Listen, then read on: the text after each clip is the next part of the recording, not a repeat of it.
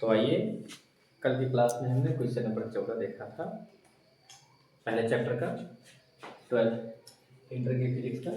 आज question number 15 देखते हैं। देखिए, क्वेश्चन हमने पहले से लिख रखा है ताकि समय ज़्यादा बर्बाद ना हो।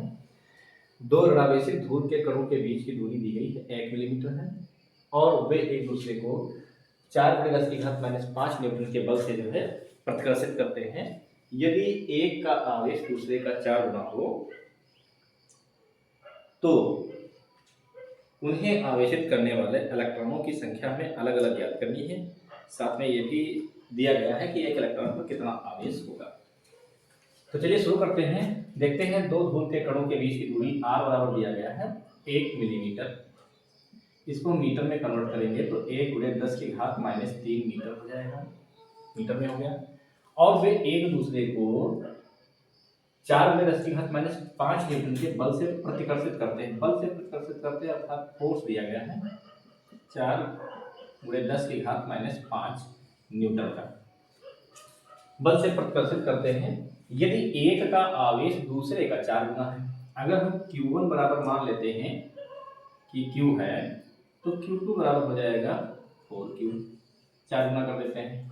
तो उन्हें आवेशित करने वाले इलेक्ट्रॉनों की अलग अलग संख्या में दोनों धूल के कणों पर निकालनी है।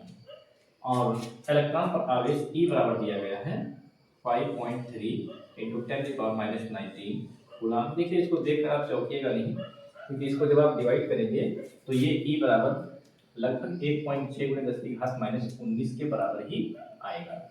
लगभग वही दिया है, बस डेसिमल में नहीं दिया गया है। चलिए देखते हैं फार्मूला क्या होता है। बल F बराबर 1/4πε0 × Q1 Q2 बटे r²। देखिए, F का मान इसमें दिया गया है 4×10⁻⁵ न्यूटन बराबर 1/4πε0 जो होता है 1/4πε0 का मान हमें मालूम है 10⁹ होता है, गुणे Q1 का मान दिया गया है Q इंटू Q2 का मान दिया गया है 4Q बटे r²। r का मान दिया गया है 1×10⁻³ मीटर वाला मान रखेंगे 1×10⁻³ इसका करेंगे वर्ग, क्योंकि यहाँ पर स्क्वायर लगा हुआ है। 4×10⁻⁵ बराबर 9 चौक 36 हो जाएगा।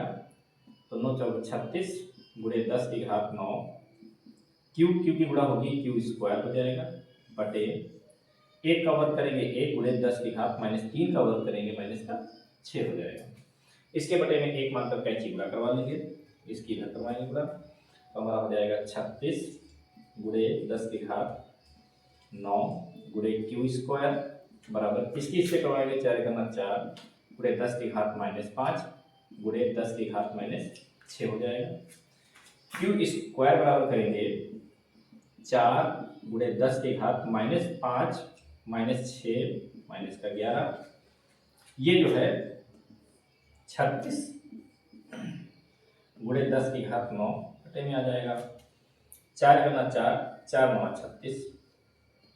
Q² हमारा इधर भी देते हैं, Q² बराबर जो आएगा वो आ जाएगा 1/9 ×10⁻, देखिए 11 माइनस का पहले से है, ये ऊपर जाएगा 10⁻⁹ ये भी हमारा जो है माइनस का हो जाएगा, तो ये हो जाएगा -9। तो Q² बराबर हो जाएगा 1×10⁻⁻20 11 और 9 जुड़ेगा -20 हो जाएगा बटे हो जाएगा 9। इसके आगे बढ़ते हैं। Q² अगर इधर से हम हटाएं स्क्वायर तो इधर हमारा रोड लग जाएगा 1×10⁻⁻20 बटे 9। अगर हम इसको आगे हल करते हैं तो 1 को हम लिख सकते हैं 1×10⁻20 को लिख सकते हैं -10 × बटे 3 जो लिखा हुआ है 9 जो लिखा हुआ है 9 को हम 3×3 के रूप में लिख सकते हैं। 9 को हम लिखेंगे 3×3, तो ये हमारा हो जाएगा 3×3। Q बराबर हो जाएगा, देखो ये जोड़ा बन रहा है तो निकलेगा 1×10⁻⁻10 बटे ये 1 पैर बन रहा है तो ये निकलेगा 3। क्यू बराबर हमारा निकला है 1 गुणे 10 की घात -10/3।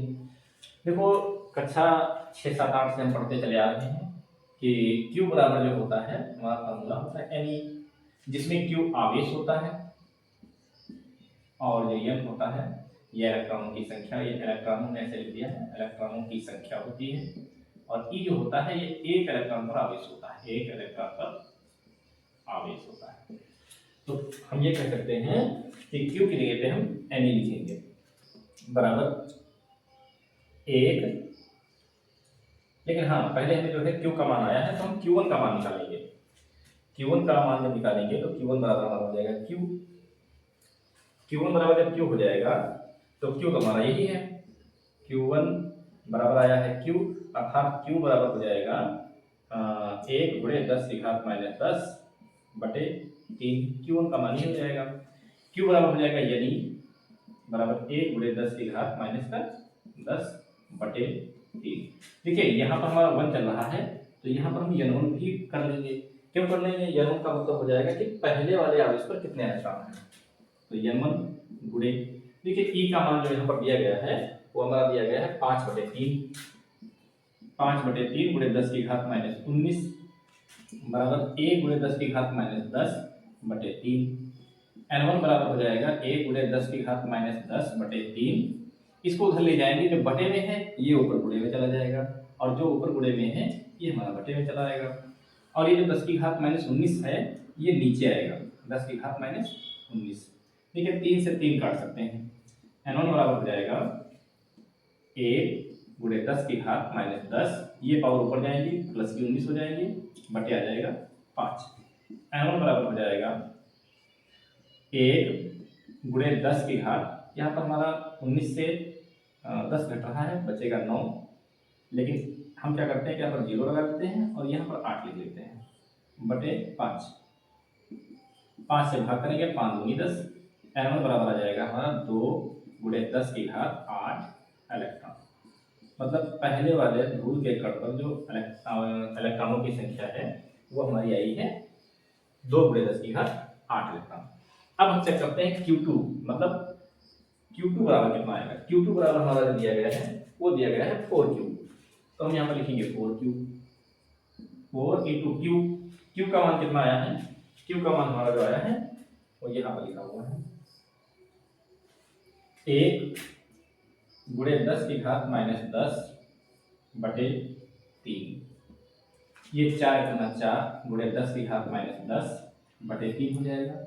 यहाँ Q2 के लिए तो हम लिखेंगे N2E। देखिए फार्मूला वही लगेगा, बस केवल इतना बदलेगा, यहाँ पर Q1 था तो N1E था, यहाँ पर Q2 है तो N2E का मतलब दूसरे वाले धूल के कण पर इलेक्ट्रॉनों की संख्या। N2 गुणे E का मान तो वही सेम रहेगा 5/3 गुणे 10 की घात -19, तो यहाँ हो जाएगा 5/3 गुणे 10 की घात -19 बराबर 4 गुणे 10 की घात -10/3। इसमें जो ऐसे पक्षांतर करेंगे N2 बराबर हो जाएगा 4 गुणे 10 की घात -10/3 गुणे जो ऊपर गुणे में है ये बटे में आ जाएगा और जो नीचे है ये हमारा जो है ऊपर चला जाएगा और ये 10 की घात -19 बटे में आ जाएगा। 3 से 3 कटेगा। N2 बराबर 4 गुणे 10 की घात -10, ये ऊपर जाएंगे पावर प्लस हो जाएगी, बटे बचेगा 5। N2 बराबर 4 गुणे, देखिए यहाँ पर हम 19 से 10 घटाएंगे 9 बचेगा, 10 की घात 9, लेकिन हम 8 लिखेंगे, एक 0 भी यहाँ पर लगा देंगे, एक पावर कम कर लेंगे बटे 5, 5 और 40, तो N2 बराबर हमारा हो जाएगा 8 गुणे 10 की घात 8 इलेक्ट्रॉन। ये दूसरे वाले धूल के कण पर इलेक्ट्रॉनों की संख्या हो जाएगी। अतः हम लास्ट में अलग अलग इलेक्ट्रॉनों की संख्या में दिखानी थी तो हम लिख देंगे पहले धूल के कण पर इलेक्ट्रॉनों की संख्या